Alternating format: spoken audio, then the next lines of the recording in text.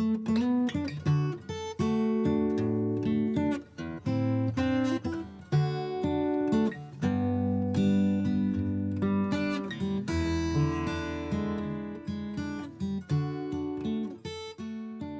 name is Robert Gray.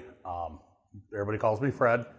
I'm the 5th generation owner and operator of the brewery here in Janesville, Wisconsin.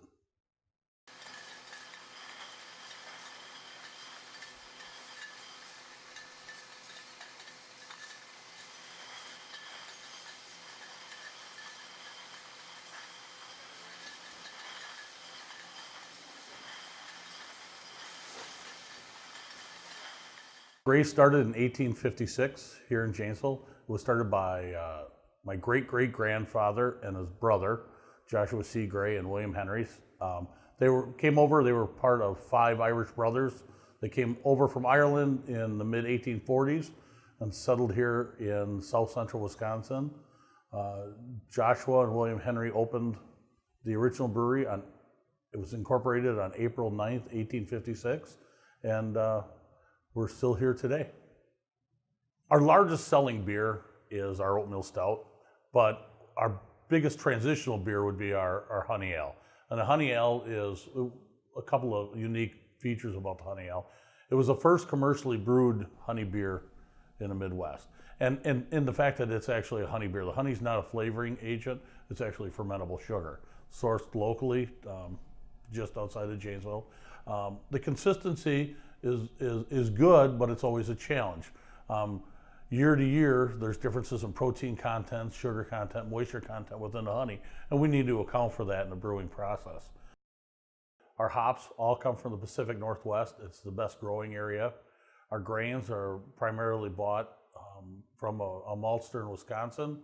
Our honey is sourced very locally, just outside of town, and what we do to ensure consistency is we have several processes in place for judging the quality and the ability of our raw ingredients. In addition to that, we do testing chemically, biologically, and sensory on every batch as it moves through the process and evolves its way through the market. So that means we sample within the brewery, we pull samples from the market, and we judge from wholesalers. So we take consistency very, very seriously. And but like anything in the world, when you're a craft brewer, do something by craft, there are certain variables that are unavoidable.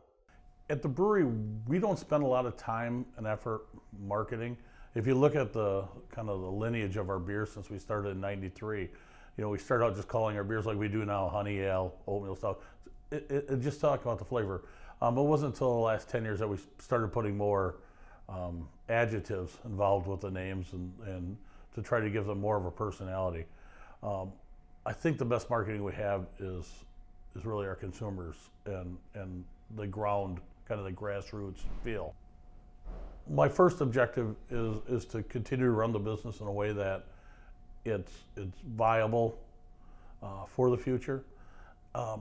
As far as where do I see us, we won't be the biggest brewery in the state of Wisconsin. I see us becoming a very strong and continue to be a very strong local beer, meaning in our home market. We have no ambitions of opening other states or adding new distribution. Our plan is to kind of just facilitate where we need to be. And who knows what the dynamic of the business will be 10 years from now, to sit back and put a 10-year plan together that says, we're going to be the next XYZ. We have no ambition to be. My idea is either my children or relatives or someone will be interested in doing this, and I hope that the business will be available to them. But having said that, I would never want to put a constraint on that. They have to come in and run the business. I'm here out of pure choice, and it was a decision. And I guess to a certain degree, it's hard to find someone who will work a business that's work. A lot of people get in the brewing business because they think it's a really fun dynamic.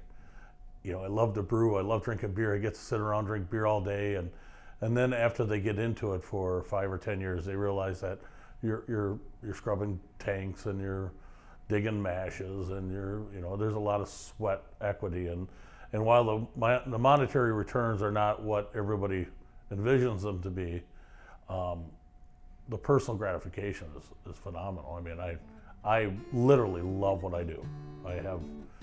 It's always different every day, and it's always interesting.